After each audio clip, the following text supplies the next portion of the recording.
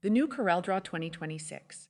To install your new CorelDRAW 2026 from Corel Trainer Simple Designer, start by just downloading from the link we provide in the installer PDF or directly from the flash drive you got from us at the trade show. It will help later if you log into your Corel.com account while you're online too. Let the exe installer file run for a few minutes, then it will prompt you to enter your name on line 1. Put your exact email address that you use to log into Corel there. Then copy-paste the serial number, starting with DR27, into line 2. You can find this in the first email you got from us with your purchase of CorelDRAW. Choose Typical Installation when prompted.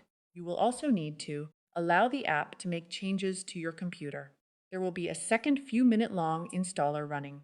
Then you'll need to agree to their license agreement by scrolling down to the bottom of the window and clicking Agree. If you didn't log in earlier, you will need to do so now. After the installer finishes, a new web page will launch and you'll see the cool gal with boots and sunglasses. That's how you know you're done. CorelDRAW will open slowly the first time, and you'll see it, plus Photo Paint, Capture and Font Manager on your desktop.